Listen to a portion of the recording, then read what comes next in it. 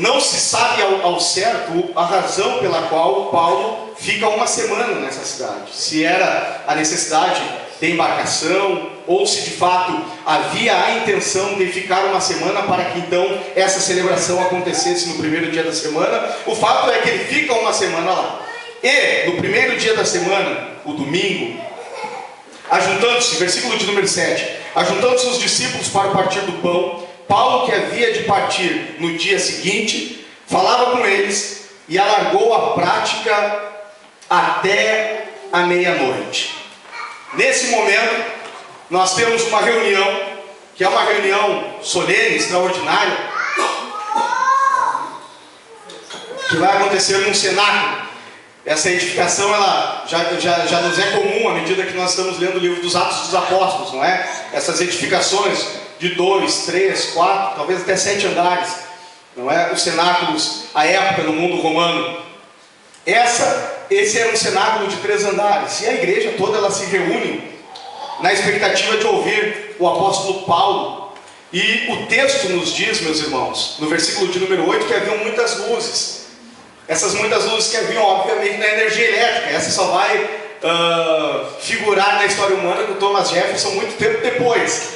As muitas luzes que se fala aqui no texto são os candeeiros, não é? Que são ali nutridos a óleo. Agora imaginem, uma casa cheia, não é? O pessoal ali abarrotado e apertado para ouvir o apóstolo Paulo.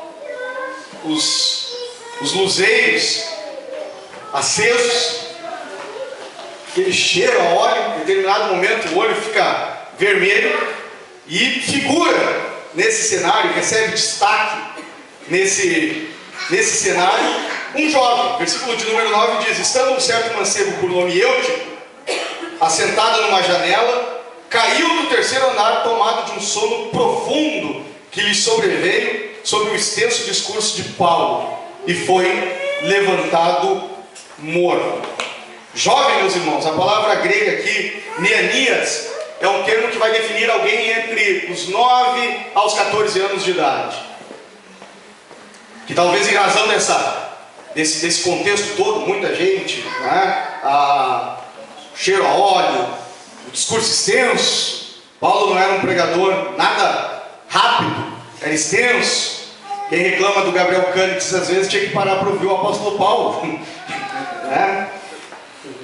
E esse jovem, que é vencido pelo sono, a expressão grega aqui, vencido por um profundo sono, é kataferomenos hipnopatai, ou seja, ele foi kataferos, né, cognato de ser vencido, ele luta.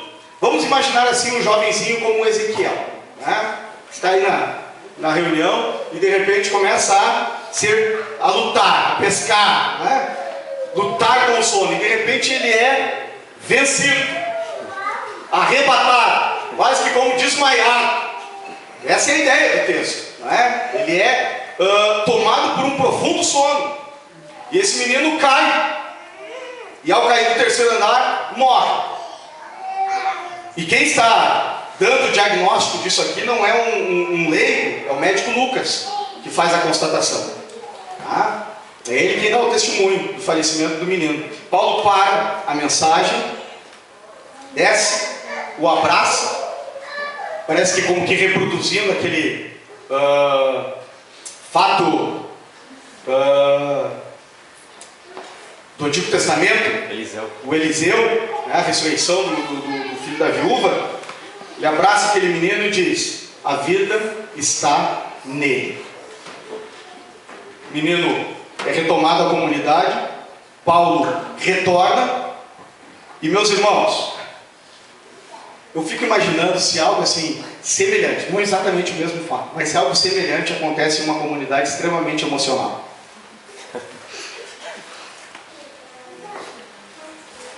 Imagina, hoje existem comunidades cristãs que o camarada disse que estava assim, sentindo uma dor, que responde aqui e foi curado, o pessoal já celebra. Imagina se presenciassem uma ressurreição.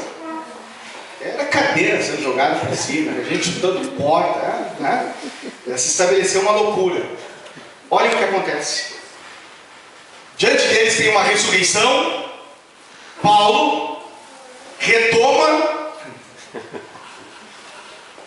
O tópico do sermão. Versículo de número 11 diz assim: e subindo, e partindo o pão, e comendo, ainda lhes falou largamente até a alvorada.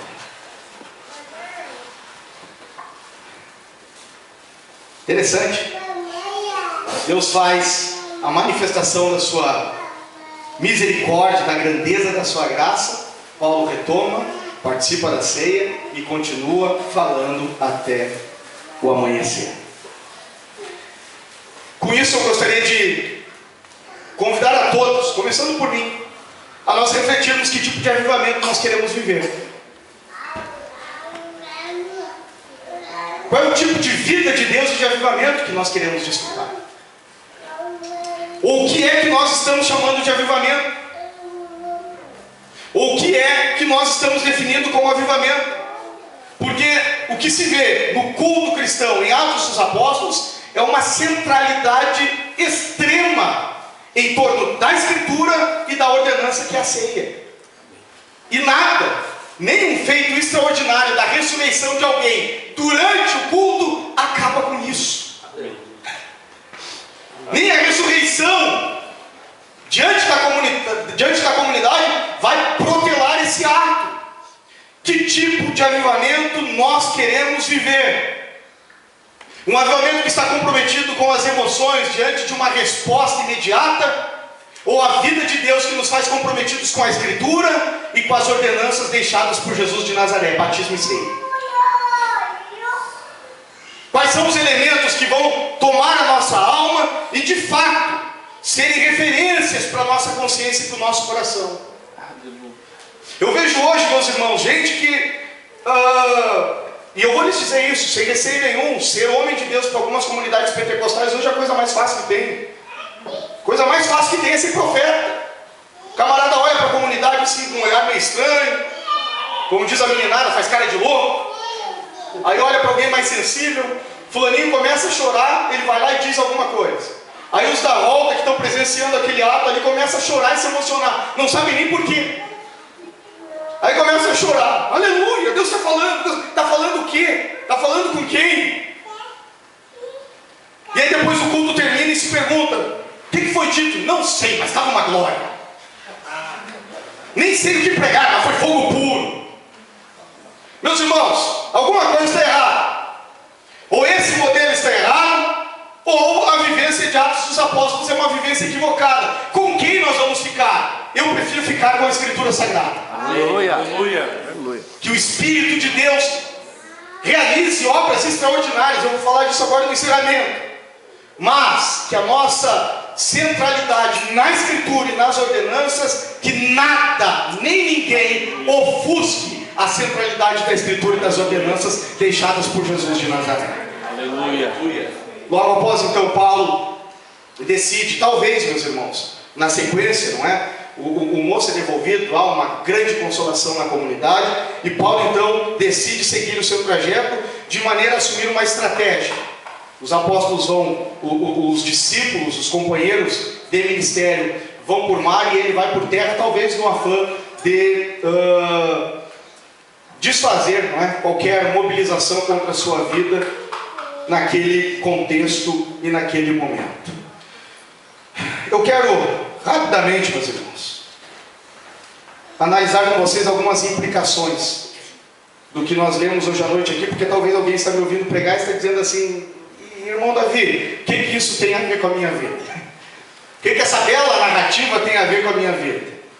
Então vamos lá. Em primeiro lugar, esse texto, ele precisa nos ensinar que o verdadeiro evangelismo ele é acompanhado de confirmação, a compreensão racional do Evangelho, o ensino sistemático, constante, a averiguação da consciência que se desenvolve a partir do ensino do Evangelho.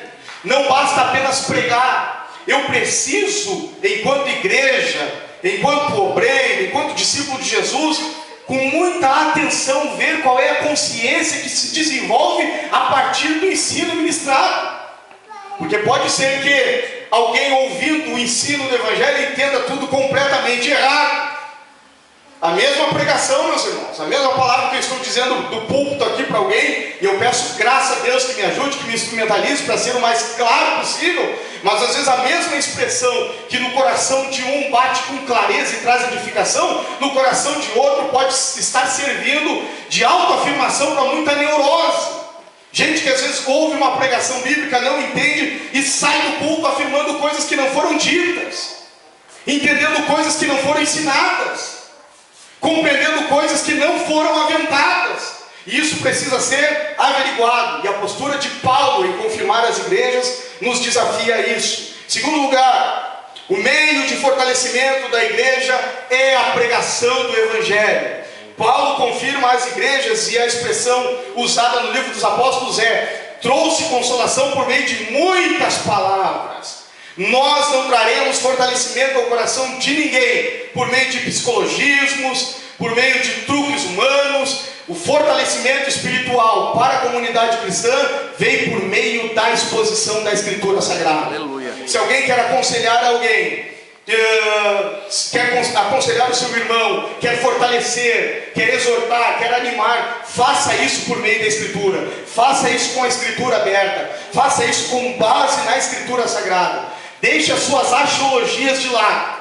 Deixe as suas percepções de lado. Fale segundo os oráculos de Deus. Fale segundo a Escritura Sagrada. Aconselhe segundo a Escritura Sagrada. Abra o livro de Deus e diga: porque a Escritura diz assim, eu te aconselho, minha irmã e meu irmão, ande por esse caminho no nome do Senhor Jesus. Em terceiro lugar, meus irmãos, esse momento vivido pela igreja nos ensina que a cooperação, a mutualidade é uma expressão da graça de Deus por meio da igreja.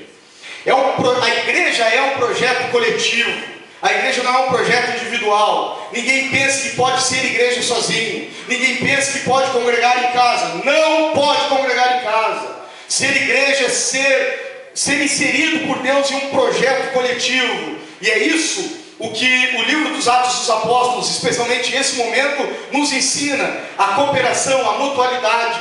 Deus, na sua graça, projetou a igreja para ser assim. Nessa comunidade, eu estou aqui para ajudar alguém, mas eu não estou aqui só para ajudar, eu estou aqui para ser ajudado por muita gente. Você está aqui para ser ajudado, mas também não é apenas para ser ajudado, é para ajudar alguém. Esse é o projeto de Deus. Então desperte, acorde, seja sacudido por Deus. Deixe de ser um consumidor de Deus. Deixe de ser alguém que vem apenas à igreja para receber algo de Deus. E que o Espírito do Senhor te desafie hoje à noite a se envolver com a tua comunidade local, de maneira a entender que você está aqui para edificar, mas também para ser edificado no nome de Jesus. É um lendo engano aqueles que pensam que estão congregando quando na verdade não tem envolvimento. E envolvimento não é apenas envolvimento litúrgico, não é apenas esse cumprimento de paz do Senhor, não é apenas esse sorriso que nós damos uns para os outros, e é bom que seja assim, e não precisa ser diferente depois que o culto termina. Envolvimento é comunhão, é desenvolver a caminhada, é vida que se encontra, é vida que se entrelaça, é discípulo que se une, como diz o Salomão: assim como o ferro afia o ferro, faz o amigo ao seu amigo. Isso é ser igreja, meus irmãos, isso é ser igreja de Jesus. Em quarto lugar, que a exposição da Escritura tenha sempre a primazia em nosso ajuntamento, pois do contrário, estaremos pecando contra o Senhor. Lutero dizia que incorre em grande pecado quem não ouve a pregação do Evangelho e despreza semelhante tesouro. Calvino falou que a pregação do Evangelho é um ato corporativo de toda a igreja.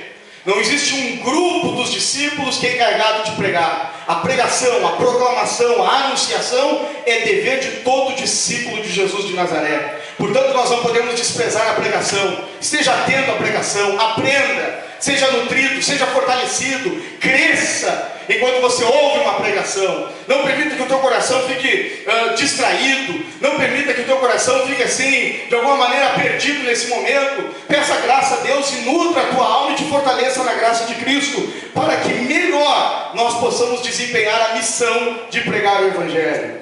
Em quinto lugar, a ceia, ela é uma ordenança instituída por Cristo para celebrar os benefícios da redenção ao seu povo.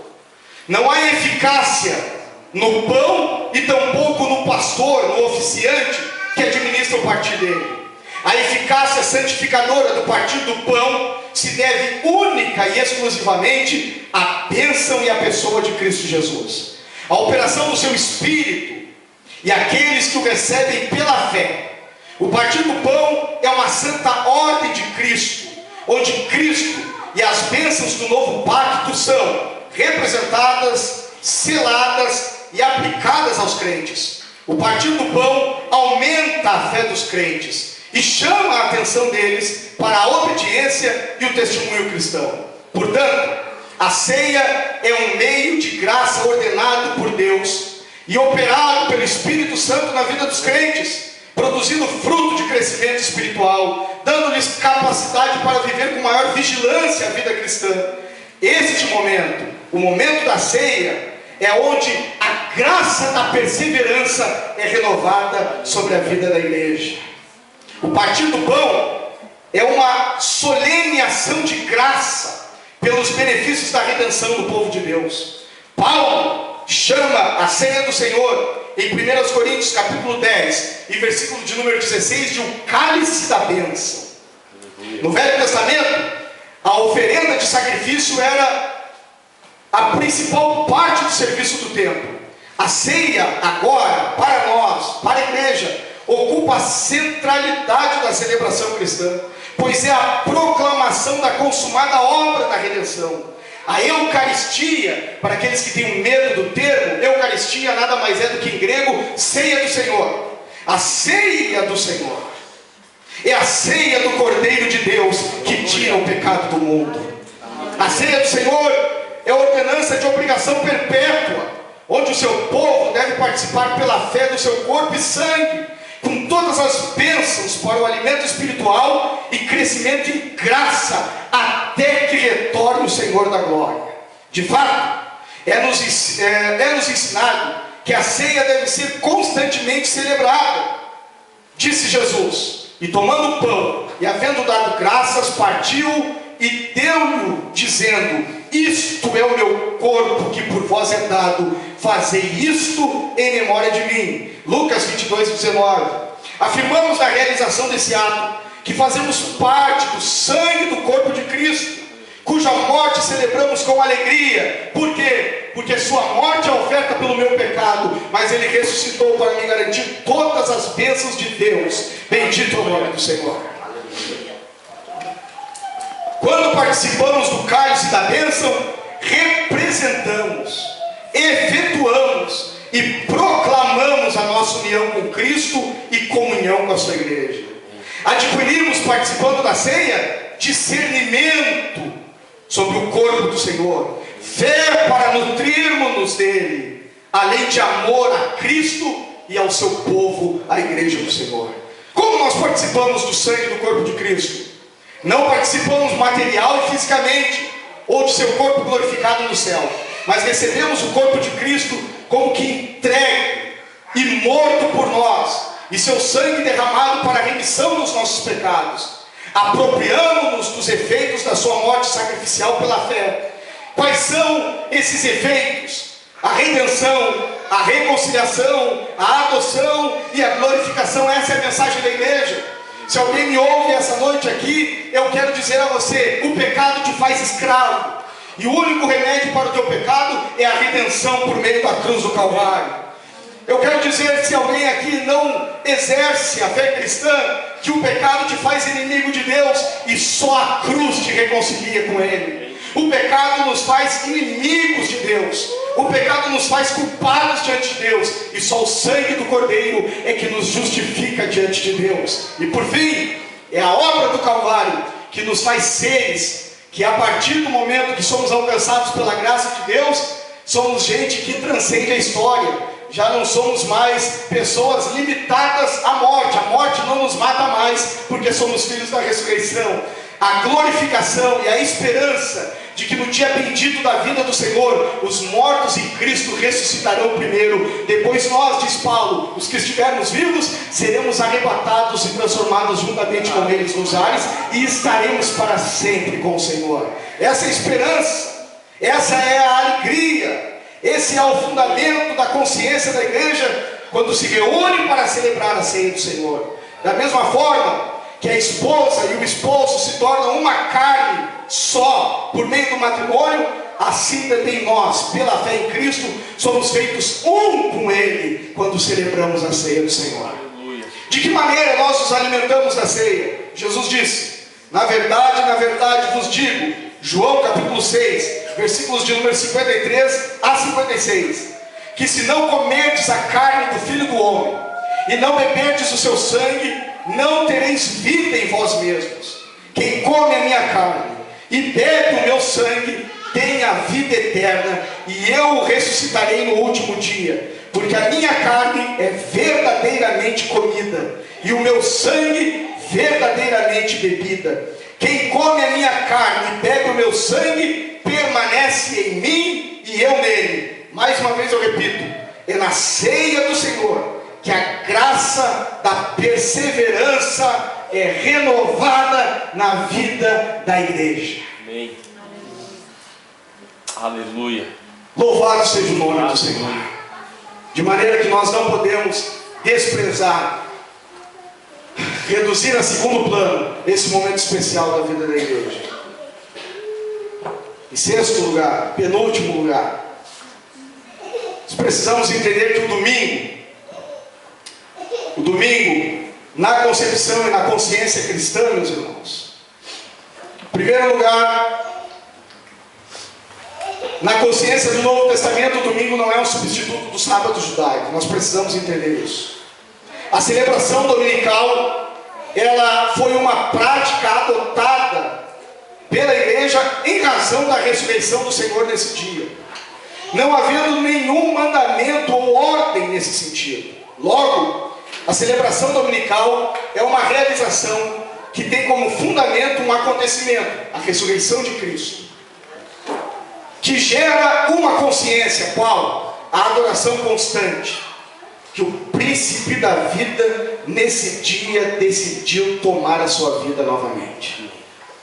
Que nós cristãos, se tivermos que dedicar, nos organizar na nossa semana para dedicar um dia de adoração, que seja esse dia o domingo, não porque ele é um substituto do sábado judaico, porque não é, mas porque nesse dia é um dia em que o sol dominical ele precisa nos lembrar: o meu Senhor nesse dia ressuscitou. Aleluia. Apenas isso.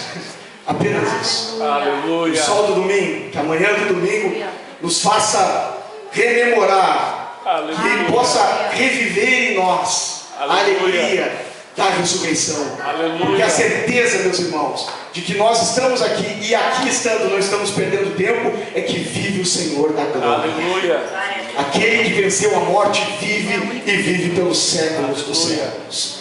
Em último lugar, encerrando portanto, a pregação do Evangelho é algo sobrenatural.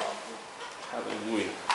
E sempre que o Evangelho estiver sendo pregado, saiba, algo sobrenatural está acontecendo. Independente de quem prega, se o Evangelho está sendo pregado, algo sobrenatural está acontecendo. E quando o Evangelho é pregado, meus irmãos, as possibilidades da graça de Deus são as mais infinitas. Quando o Evangelho é pregado, coisas extraordinárias podem acontecer. O coração empedernido pode ser quebrado. O caminho tortuoso pode ser ajustado. Aquele que está manchado, escravizado pelo pecado, pode ser liberto a partir da pregação do Evangelho. Então jamais, em momento algum, que nenhum de nós entenda a pregação do Evangelho como algo simples, algo corriqueiro. Quando o Evangelho está sendo pregado, algo sobrenatural está acontecendo. A voz convidativa do Deus que quer reconciliação está sendo anunciada aos homens. Portanto, com reverência, temor e tremor, estejamos sempre diante do Senhor, o adorando na ministração da sua palavra. Eu vou convidar a Dani. Ela vai cantar um hino e depois eu vou orar com vocês essa noite. Amém, meus irmãos? Quebrar a nossa liturgia um pouco. Aleluia. Aleluia. Te amamos, Jesus, te adoramos. Tu és maravilhoso, Senhor. Bom é te servir, Jesus.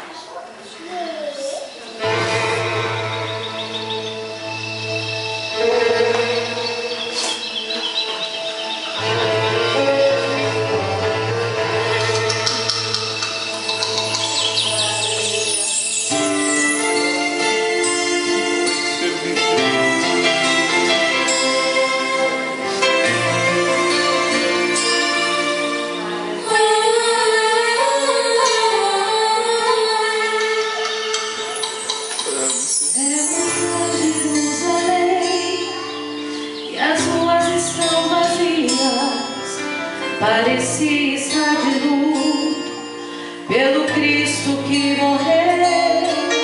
Amanhã Jerusalém, em casa de Maria, se podia ouvir o pranto da mãe que seu filho perdeu. É manhã em Jerusalém, e uma mulher a perguntar: aonde está o meu Senhor? Aonde está? É manhã em Jerusalém, Pilatos se arrependia de ter condenado um homem que nenhum erro cometeu. É manhã em Jerusalém, eis que o sol explode em luz.